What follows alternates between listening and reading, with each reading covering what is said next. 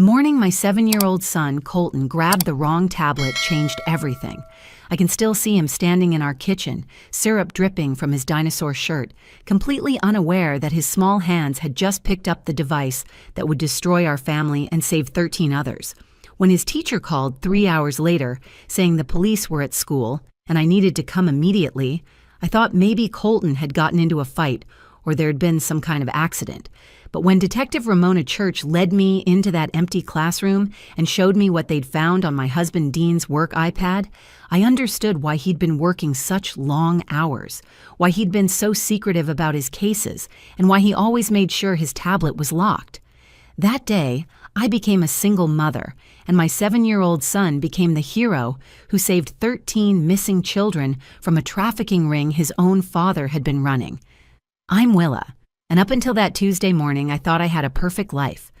I worked as a librarian at Riverside Elementary School, the same place where my son attended 2nd grade. My husband Dean was a private investigator who specialized in finding missing persons. He was the hero who reunited families, who brought children home, who gave desperate parents hope when everyone else had given up. Or at least, that's what I believed. That's what everyone believed. That's the lie he sold to me every single day for 9 years of marriage. Colton was our only child, a bright, curious boy who loved dinosaurs more than anything in the world. He could name every period of the Mesozoic era and tell you what each dinosaur ate, how tall they stood, and which ones had feathers. That morning, he was especially excited because it was picture day at school. But more importantly, he was finally going to present his T-Rex project to his class. He'd been working on that presentation for 2 weeks, researching facts, adding animations, making it perfect. He wanted to be a paleontologist when he grew up, he told everyone who would listen. His father and I were so proud of his passion, his dedication to learning. Dean had left early that morning, before Colton and I were even awake. Another client meeting, another family desperate to find their missing child. He'd kissed me on the forehead in the dark, whispered that he loved me, and slipped out like a shadow. It had been happening more frequently over the past few months. Late nights in his office, early morning departures, weekend calls that couldn't wait. His mother Glenda had started commenting on how tired he looked, how thin he was getting. Whatever case that boy is working on, she'd said at Sunday dinner just 2 days before, it's eating him alive from the inside out. I defended him, of course. I always defended him. Dean was saving lives, reuniting families, doing God's work in a world full of evil. How could I complain about long hours when he was out there bringing children home to their parents? How could I be selfish enough to want him home for dinner when somewhere a mother was crying for her missing baby? I was proud to be married to a hero. Colton was proud his daddy saved people. We understood that heroes had to make sacrifices. The morning ritual in our house was always the same. I'd make pancakes while Colton got dressed, then we'd eat together while reviewing his schedule for the day. That Tuesday, he was practically vibrating with excitement about his presentation, but in his rush, he'd forgotten to grab his tablet from his room. Check the charging station in the living room, I'd called out while packing his lunch. We had 3 iPads that all charged in the same spot every night. Mine had a bright pink case because Colton had picked it out for my birthday. His was covered in dinosaur stickers he'd been collecting since kindergarten. Dean's work tablet was in a plain black case. No decorations, no personality, just like all his work things. Professional, he called it. Boring, Colton and I joked. Got it, Colton had shouted, and I heard the distinctive sound of him shoving it into his backpack. We rushed out together, running late as always. I dropped him at Ms. Yates's classroom with a quick kiss on his head, reminding him to smile for picture day and knock everyone's socks off with his presentation. Then I headed to my library, ready for another normal Tuesday of reading groups and book checkouts. I had no idea that in 3 hours my entire world would collapse, and my 7-year-old son would accidentally become the key to solving the biggest child trafficking case our state had seen in decades. Tuesday mornings in our house were always controlled chaos, but it was our kind of chaos, the kind that made me smile even when I was exhausted. I loved my life as a librarian at Riverside Elementary, where the smell of old books mixed with children's laughter created the soundtrack to my days. The best part was that Colton attended the same school, so I could sneak peeks at him during recess or occasionally join his class for story time. Teachers would tell me how lucky I was to have such a well-behaved, intelligent boy, and I'd beam with pride every single time. Our morning routine that day started like any other. Dean's side of the bed was already cold when my alarm went off at 6:30. I found his note on the bathroom mirror. Early client meeting. Love you both. We'll be home late. Don't wait up. These notes had become more frequent lately, little apologies written on sticky notes scattered throughout our house. The coffee maker was already brewing, his way of saying sorry for missing another family breakfast. "Mom, can we have dinosaur pancakes?" Colton appeared in the kitchen doorway, his hair sticking up in 12 different directions. He was wearing his favorite shirt, the one with the T-Rex skeleton on it that glowed in the dark. Perfect for picture day, I thought with a smile. "Dinosaur pancakes coming right up, little man," I said, pulling out the special mold Glenda had given him for Christmas. She spoiled him rotten, being her only grandchild, but I couldn't blame her. Colton had that effect on people. While I cooked, Colton chattered about his presentation. "Did you know that T-Rex arms were actually super strong? Each arm could lift 400 pounds. That's like 2 whole adult humans." He demonstrated with his own arms, nearly knocking over his orange juice in the process. "That's amazing, sweetheart. Your classmates are going to love learning that." I set his pancakes down, artfully arranged with strawberry eyes and a blueberry smile, just how he liked them. "Ms. Yates said I could go first because I've been waiting so patiently," he continued between bites. "And Tommy said his dad knows someone who found a real dinosaur bone once, but I think he's making it up." I sat down with my coffee, watching him eat with such enthusiasm that syrup ended up everywhere. This was my favorite part of the day, just the two of us before the world demanded our attention. Dean used to join us for these breakfasts, making up silly dinosaur voices and turning every meal into an adventure. But those days had become memories over the past year as his caseload increased. "Your dad would be so proud of your presentation," I said, wiping syrup from his chin. "Is he coming to see it?" Colton asked hopefully. "He has to work, baby." "But we'll show him the video tonight, okay?" Colton nodded, used to the disappointment. It broke my heart how accepting he'd become of Dean's absences. Parent-teacher conferences missed, soccer games watched by only me, bedtime stories that became my sole responsibility. But Dean was doing important work, I reminded myself. The families he reunited made our small sacrifices worthwhile. After breakfast, the morning rush began in earnest. Colton couldn't find his library book, then remembered it was in the car. His backpack zipper got stuck, requiring emergency surgery with pliers. Picture day order form needed my signature. Permission slip for next week's field trip needed to be found in the pile of papers on the counter.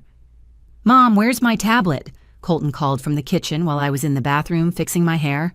"Check the charging station in the living room, sweetie," I replied, applying one last coat of mascara. The charging station was Dean's solution to our family's device chaos. A simple wooden shelf with 3 charging cables where all our tablets lived at night. It prevented the morning scramble of dead batteries and missing devices. Usually, it worked perfectly. "Got it!" Colton shouted triumphantly. We burst out the door at 7:45, speed walking to my car. The elementary school was only a 10-minute drive, but traffic was always heavy with other parents doing the same morning shuffle. Colton practiced his presentation opening in the back seat, his voice serious and professional like he'd seen his dad prepare for client meetings. Tyrannosaurus rex, which means king of the tyrant lizards, lived 68 million years ago, he recited. But today, I'm going to show you why everything you thought you knew about T-Rex is wrong. "That's a great hook," I told him, pulling into the school parking lot. "You're going to do amazing." We walked into school together, his small hand in mine, his dinosaur backpack bouncing with each step. Neither of us noticed that the iPad in his bag had a black case instead of one covered in dinosaur stickers. Neither of us knew that this simple mistake would change everything in exactly 3 hours and 7 minutes. At exactly 10:47 a.m., I was deep in the middle of cataloging a new shipment of chapter books when my phone rang. The number showed the school's main office, which was odd since I was literally in the building. My first thought was that maybe Colton had forgotten his lunch money, though I'd packed his lunch that morning. "Mrs. Willa?" "This is Bridget Yates, Colton's teacher. Her voice sounded strained, nothing like her usual cheerful tone. "You need to come to the principal's office immediately." My stomach clenched. "Is Colton okay? Is he hurt? He's fine physically, but please come now. Don't go to your library first. Come straight to Mr. Pike's office." The urgency in her voice made my hands shake as I grabbed my keys. The walk from the library to the main building usually took 3 minutes. That day it felt like 3 hours. Every terrible scenario played through my mind. Had Colton gotten into a fight? Said something inappropriate? Had there been an accident during recess? My heels clicked against the linoleum floor as I practically ran down the hallway, other teachers looking at me with concern as I passed. When I opened the principal's door, my blood turned to ice. 2 police officers stood beside Mr. Pike's desk, their uniforms crisp and official, their faces serious. Colton sat in a chair looking confused but unharmed, and there on the desk in front of him was an iPad in a black case. Dean's iPad. "Mom!" Colton jumped up and ran to me, wrapping his arms around my waist. I grabbed Dad's tablet by mistake, but something weird happened when I tried to show my dinosaur presentation. I held him tight, my eyes moving between the officers, Mr. Pike and Ms. Yates. The principal, Vernon Pike, was a man I'd known for 5 years, someone who usually handled everything from bloody noses to parent divorces with calm authority. Today his face was pale, his usual composure completely shattered. Miss Yates stepped forward, her hands clasped so tightly her knuckles were white. Mrs. Willa, when Colton connected the iPad to our smartboard for his presentation, it automatically opened to the last used application. Instead of his dinosaur slides, a different folder opened. At first, I thought it was just a mistake, maybe some of your husband's work files. But then I saw what was inside. The female officer whose badge read Detective Ramona Church picked up the tablet with gloved hands. She was in her 40s, with sharp eyes that seemed to see everything at once. "Ma'am, I'm going to need you to come with me to another room.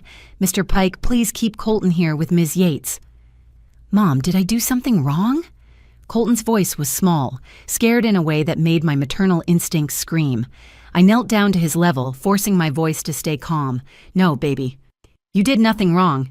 Ms. Yates is going to stay with you for a few minutes while I talk to the police officer, okay? Maybe she can show you that new book about velociraptors we just got in the library." Ms. Yates immediately understood, taking Colton's hand. "That's a great idea. Come on, Colton. Let's go look at some dinosaur books while your mom handles the grown-up stuff." Detective Church led me to an empty classroom next door. The younger male officer followed, closing the door behind us. The room smelled like chalk and hand sanitizer, children's drawings of spring flowers decorating the walls, such a normal, innocent setting for what was about to happen. "Your husband is Dean, correct?" Detective Church asked, setting the iPad on a student desk. "He works as a private investigator specializing in missing persons cases?" "Yes, he helps find missing children and reunites families. He's been doing it for 8 years. Pride crept into my voice despite my fear. "What's going on?" "What did you find?" She turned on the iPad, her gloved fingers navigating to a folder labeled Active Cases. My relief was immediate. "Oh, those are just his case files. He works from home sometimes and keeps everything meticulously organized. He has to for court testimonies and insurance purposes." "That's what we thought at first," Detective Church said. Her voice was gentle but firm. "Until we looked closer." She opened the first folder. A young girl's photo appeared, maybe 8 years old, with blonde braids and a gap-toothed smile. The file name read, Melody Brenner, missing 6 months. "I remember this case," I said quickly. "Dean was hired by the family last year. He worked so hard on it but couldn't find any leads. It nearly destroyed him." Detective Church opened another file, then another. Each one showed a different child's face. 13 folders in total. "Mrs. Willa, every one of these children has been missing for over 6 months. Every one was a case your husband reportedly worked on without success. He specializes in difficult cases," I defended, though something cold was creeping up my spine. "Sometimes children aren't found." "It's heartbreaking, but it happens." "Look at this," Detective Church said quietly, opening a different folder. Detective Church opened a folder labeled Transportation Routes, and my world began to crumble. Inside were detailed spreadsheets with dates, locations, and vehicle descriptions. Warehouse. addresses in industrial districts across 3 states, photos of unmarked vans, and at the bottom of each document, Dean's digital signature. "This can't be right," I said, my voice barely a whisper.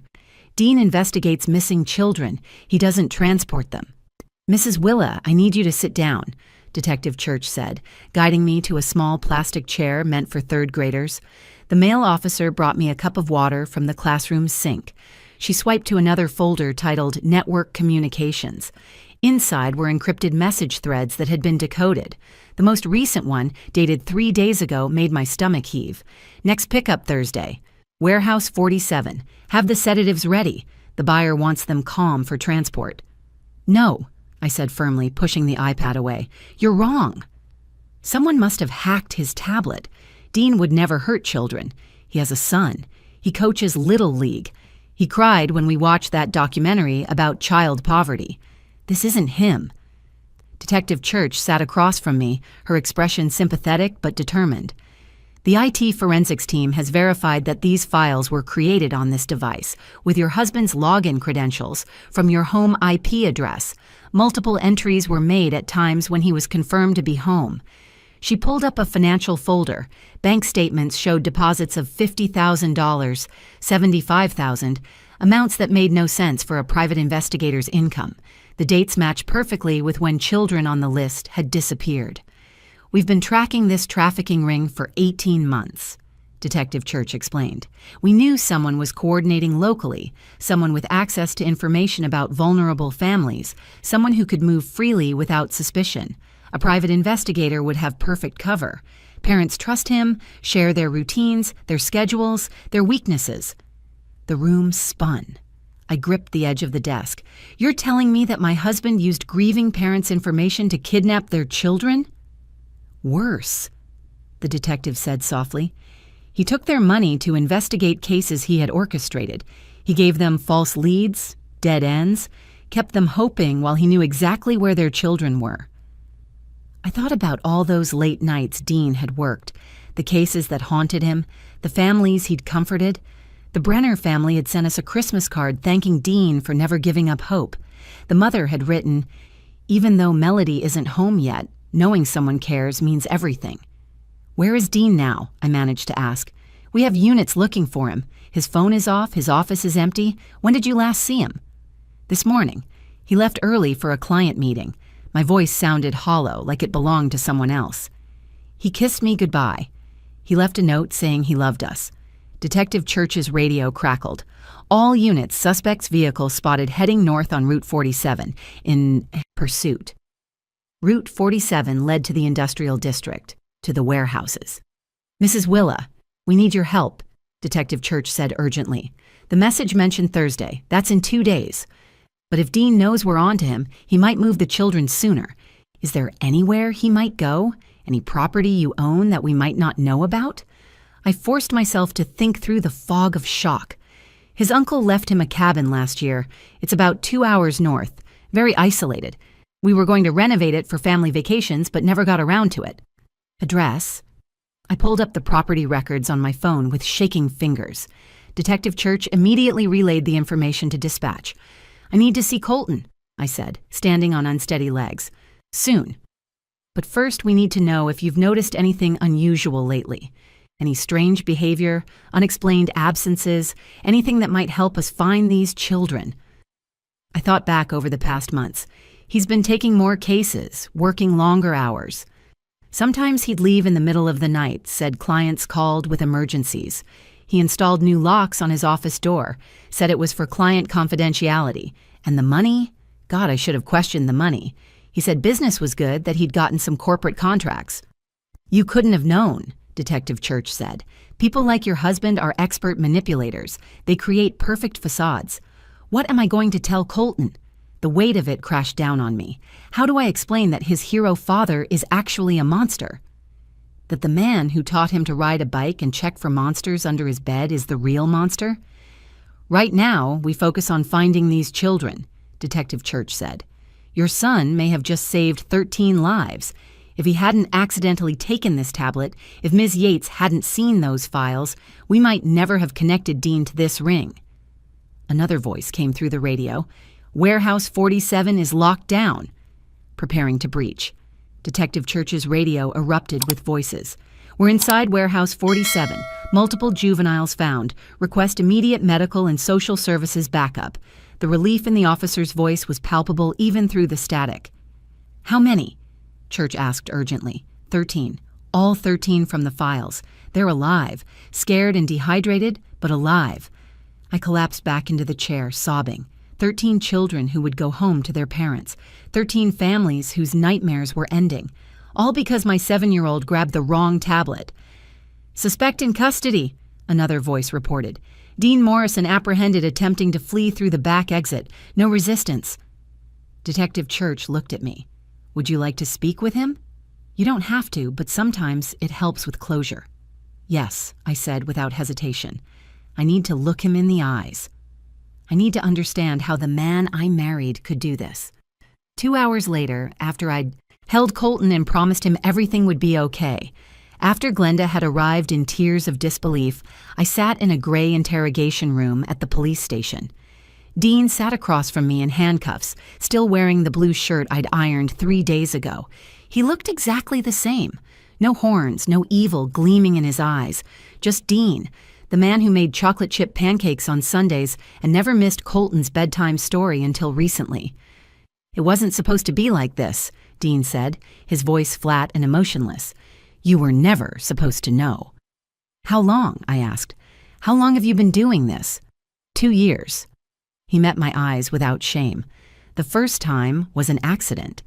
I was investigating a missing girl, found her location through my contacts, but instead of calling it in, someone approached me with an offer, more money than I'd make in 5 years. So you sold her? Like property? I told myself she was already taken. Whether I helped transport her or not, she wasn't going home. At least this way, Colton could have a college fund. We could have a better life. A better life built on the suffering of children, I said, my voice rising. You looked those parents in the eyes. You took their money. You gave them hope while knowing exactly where their babies were. Dean leaned forward. Do you know how much private school costs? How much we'd need for Colton's education, his future. I did this for our family. Don't you dare, I snarled. Don't you dare use our son as an excuse for your evil. You did this for yourself, for greed. Detective Church entered with a laptop. The children are at the hospital being evaluated. Their families are on the way. She turned the screen toward us, showing security footage from the warehouse. 13 children huddled together in a locked room. The oldest maybe 12. The youngest no more than 5. The Brenner family is 40 minutes out, Church continued. Melody keeps asking for her mommy. She's been gone 6 months. 6 months of that mother dying inside every single day, while you knew exactly where her daughter was. Dean's composure finally cracked. I never hurt them. I made sure they were fed, that they had blankets. I'm not a monster. You're worse than a monster, I said, standing. Monsters are obvious. You hid behind a father's smile, a husband's kiss, a hero's reputation. You used our family as camouflage for evil. Willa, please, think about what this means. The house will be seized as criminal assets. Colton's college fund is evidence. Everything we built is gone. Everything we built was a lie, I replied. But Colton and I will rebuild with truth. He'll know his mother chose right over comfortable. He'll know that when faced with evil, we stood against it, even when it wore a familiar face. I want to see him. I want to explain. You'll never see him again. He'll grow up knowing his father is in prison where he belongs, but he'll also know that he's the hero who saved 13 children. That's his legacy, not yours. Detective Church showed me more footage from the hospital. Parents running through corridors, children crying mommy and daddy, reunions that seemed impossible just hours before. A father fell to his knees holding his son. A mother couldn't stop kissing her daughter's face. These were the scenes Dean had prevented for months, the joy he'd stolen and sold. The youngest victim was taken 2 weeks ago, Church said. Emma Walsh, 5 years old. She was at the warehouse for less than 48 hours before your son's accident exposed everything. Without Colton, she might have disappeared forever. Dean put his head in his hands. I was going to quit. After this last job, I was done. That's what all criminals say when they're caught, I said, walking to the door. Goodbye, Dean. The next time I see you will be in court when I testify against you. Willa, I love you. Despite everything, that was real. I turned back one last time. No, Dean. Love protects. Love sacrifices for others, not at their expense. You don't know what love is. That night, Colton and I stayed with Glenda in her small 2-bedroom house that smelled like cinnamon and fresh laundry. She held me while I sobbed in her kitchen, her own tears falling silently as she processed that her son, the boy she'd raised and loved, had become something unrecognizable. I keep thinking about when he was little, she whispered. He used to rescue worms from the sidewalk after it rained. When did that little boy turn into someone who could steal children? Mom, why can't we go home? Colton asked from the doorway, clutching his dinosaur-stuffed animal that Glenda had grabbed from our house, along with our essentials. I knelt beside him, choosing my words carefully. Remember how Daddy helps find missing kids? Well, some very bad people were hiding them, and when you accidentally took Daddy's tablet to school, you helped the police find all those children. You're a hero, baby. 13 kids get to go home to their families because of you. Did Daddy do something bad? His innocent eyes searched mine for truth. Daddy made some very wrong choices that hurt people. He has to go away for a long time to face consequences for those choices. But what you did today was amazing. You saved children who were scared and missed their families. Like if I was lost and couldn't find you? Exactly like that. And because of you, 13 mommies and daddies got their babies back. 3 months later, we live in Oregon, 2,000 miles from everything we knew. I work at a small public library where no one knows our story. Colton thrives in his new school, where his teacher says he's remarkably well adjusted for everything he's been through. The trauma counselor we see twice a week says children are resilient when they're surrounded by love and truth. Dean pled guilty to avoid trial, accepting 25 to life. I didn't have to testify, didn't have to see him again. The prosecutor said it was one of the fastest plea deals she'd ever seen, probably because the evidence on that iPad was so overwhelming that his lawyers knew he had no chance at trial. The 13 families he helped destroy have become an unexpected source of support. They send Christmas cards addressed to our hero Colton. Melody Brenner's mother wrote me a 6-page letter thanking me for raising such a brave boy. Your son gave me back my daughter, she wrote. There are no words for that kind of gift. Emma Walsh's parents sent a video of her 5th birthday party, the one she got to have at home because of Colton's accident. I've learned that monsters don't always look like monsters. They don't lurk in shadows or have warning signs tattooed on their foreheads.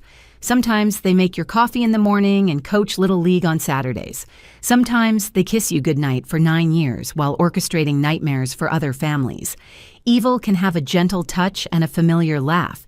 It can hold your hand during labor and cry at your son's kindergarten graduation, while planning to destroy other people's children. But I've also learned that heroes come in unexpected forms. They wear dinosaur shirts and get syrup on everything they touch.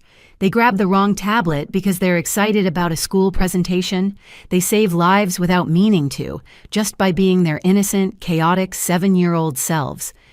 Glenda visits us monthly, driving 16 hours each way because she refuses to let Dean's actions cost her a relationship with her grandson. That man might be my son by blood, she told me during her last visit, but you and Colton are my family by choice, and choice means more.